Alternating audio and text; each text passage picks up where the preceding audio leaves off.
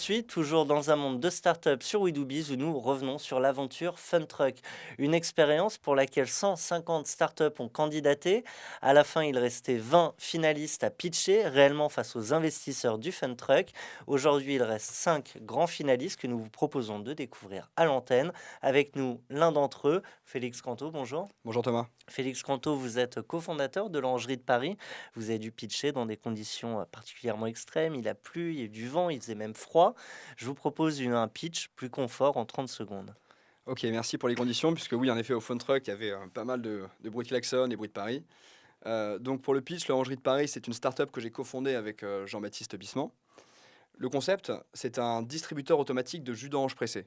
En fait, l'idée, c'est que tu vas mettre une pièce dans la machine, appuyer sur un bouton, et là, complètement automatiquement, des oranges vont tomber, se faire couper, presser devant toi, tu vas avoir un jus d'orange pressé.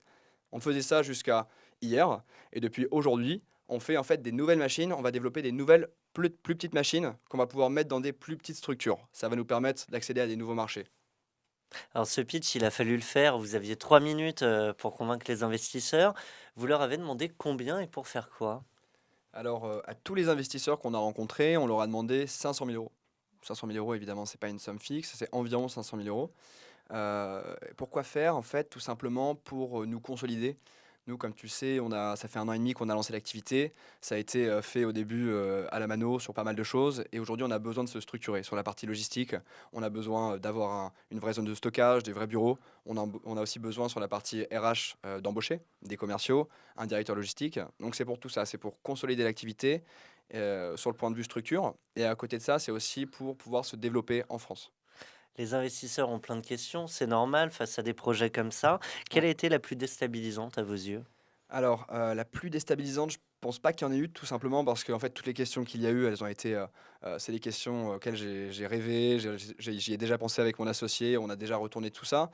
Mais, sinon, le petit truc qui nous a fait tiquer, ça peut être peut-être la demande du prix machine. Quand on nous demande, 4-5 fois pendant la séance Fun Truck, combien coûte votre machine et qu'on n'a pas envie de donner le prix, il faut savoir donner une réponse marrante. Vous avez été accompagné aussi pour les réponses, pour le pitch par des coachs qui sont entrepreneurs avant tout. Est-ce qu'il y en a un qui vous a donné un conseil en particulier, qui vous a ouvert les yeux sur tel ou tel pan de votre business? Ouais, c'est vrai. Écoute, Paul-Henri Deballon de WizEvent m'a donné un petit conseil, très sympa, notamment sur la partie pitch, en fait. Être plus clair sur les objectifs de l'Orangerie de Paris et les objectifs chiffrés qu'on voulait atteindre. À mon tour de vous demander un conseil pour les startups qui voudraient tenter la prochaine édition Fun Truck. Ouais. Alors un conseil, un vrai advice très opérationnel et que j'applique à moi-même, c'est pour la préparation du pitch. Une fois qu'il est écrit, rédigé, répété 1 ou 2 fois devant, ton associé, va au jardin des Tuileries et fais-le devant des inconnus. C'est toujours bien pour, briser la glace. Le pitch de Félix Canto, l'Orangerie de Paris, c'était sur WeDoBiz. Très prochainement, si vous le souhaitez, vous l'avez compris, au Jardin des Tuileries, ou plus sérieusement, à la grande finale Fun Truck. Il faisait partie des 5 grands finalistes de l'opération.